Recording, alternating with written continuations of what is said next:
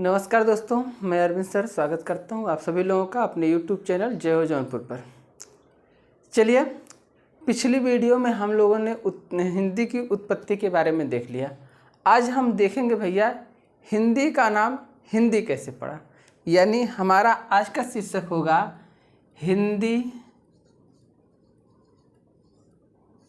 का नामकरण। अच्छा, एक चीज़ आप लोग ध्यान दीजिएगा, ये जो हिंदी में न लिखा हुआ भैया, ये हिंदी लिखा जाता है। कहीं कहीं आप लोग देखते होंगे इस हिंदी को हिंदी लिखा जाता है। क्यों? इस चीज़ को एक बार ध्यान दीजिएगा। ये जो हिंदी को हिंदी लिखा जाता है भैया, ये 19वीं शताब्दी में 19वीं शताब्दी में कौन भैया? तो 19वीं सदी में डॉक्टर श्याम सुंदर दास।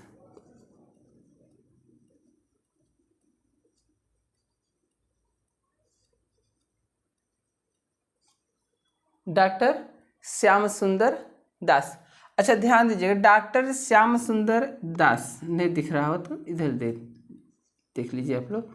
डॉक्टर श्याम सुंदर दास, ये डॉक्टर श्याम सुंदर दास जो थे भैया, इन्हें हिंदी का आलोचक भी कहा गया, इतिहासकार थे। यानी ये क्या थे भैया? हिंदी के इतिहासकार थे। इन्होंने भैया इतिहासकार। अच्छा, जब इन्हीं को बाबू श्याम सुंदर दास भी कहा जाता है। जब 19वीं शताब्दी में ये आते हैं भैया, तो इन्होंने जितने पंचमाक्षर थे, यानी यहाँ पर जो ये पंचमाक्षर आपको दिख रहा है, पंचमाक्षर, जितने भी पंचमाक्षर थे, यानी जो जितने 5वें अक्षर थे, उनके स्थान पर इन्होंने क्या किया था भैया? अनुस्वार, यानी पंचमाक्षर के स्थान पर अनुस्वार का प्रयोग दिया।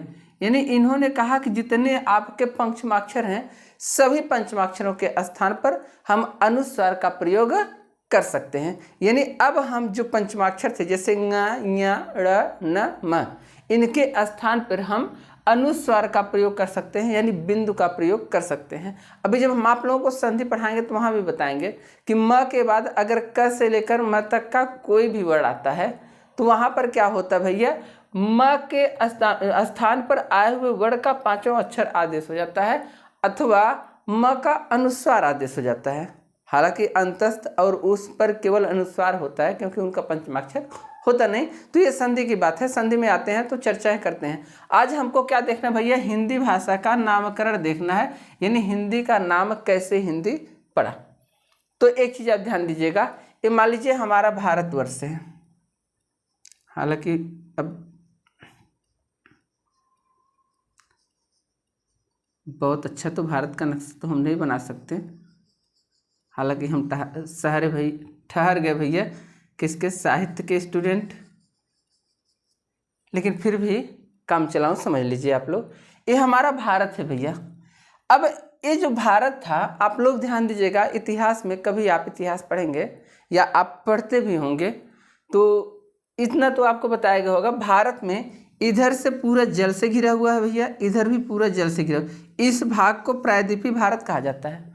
ठीक, अच्छा ध्यान दीजिएगा, क्योंकि आपसे कभी कभी पूछता है भारत की सबसे बड़ी या सबसे लंबी नदी, फिर पूछ लेता है प्रायद्वीपीय भारत की सबसे लंबी नदी।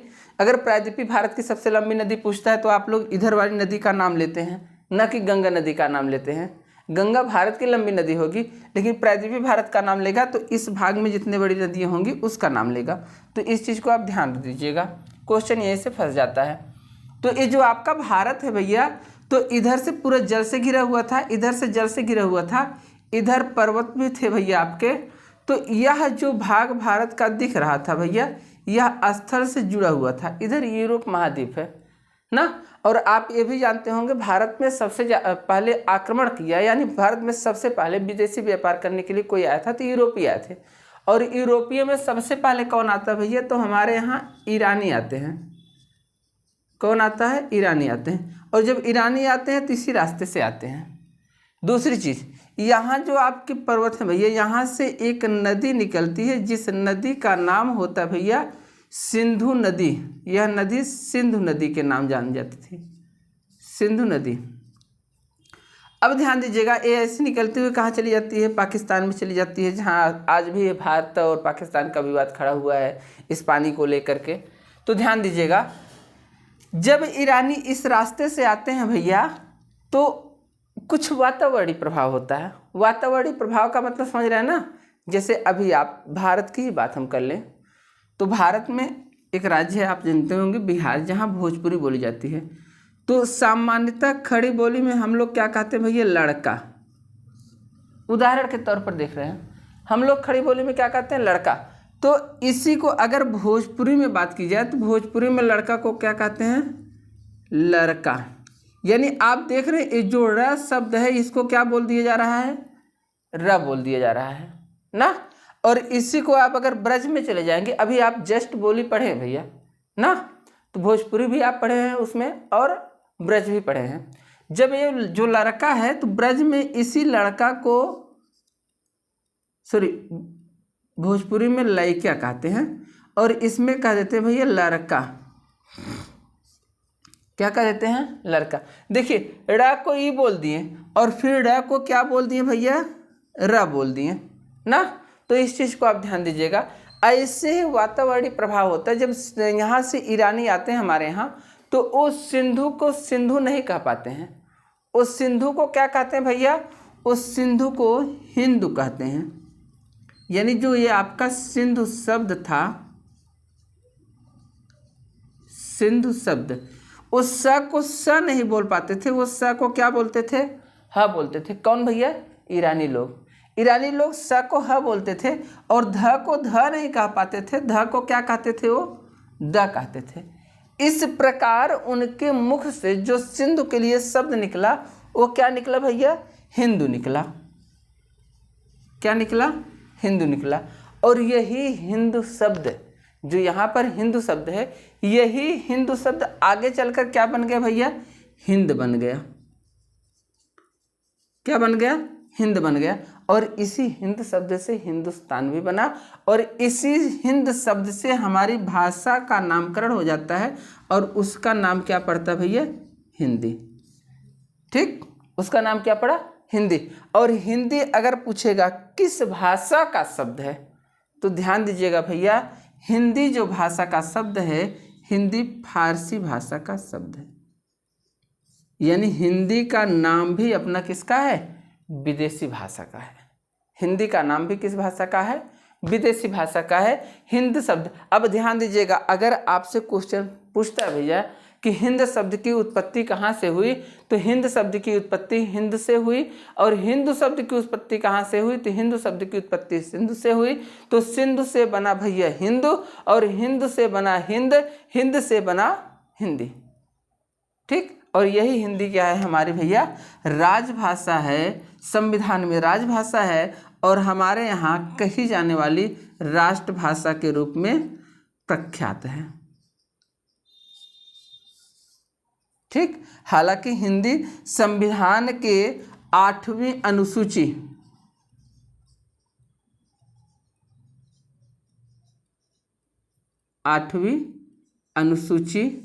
ठीक, और आपके 343वें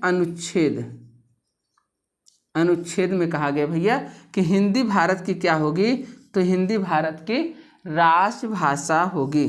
क्या होगी भैया? राजभाषा। अब राजभाषा क्या होती है? जिससे राज्य का कार्यभार चलता हो, यानी राज्य के कार्यालयों में प्रयोग की जाने वाली भाषा को हम क्या कहते हैं? राष्ट्रभाषा कहते हैं। तो इस चीज़ को आप लोग ध्यान दीजिएगा। छोटी छोटी चीज़ें हैं, हम लोग छोटी छोटी चीज़ें सीखेंगे।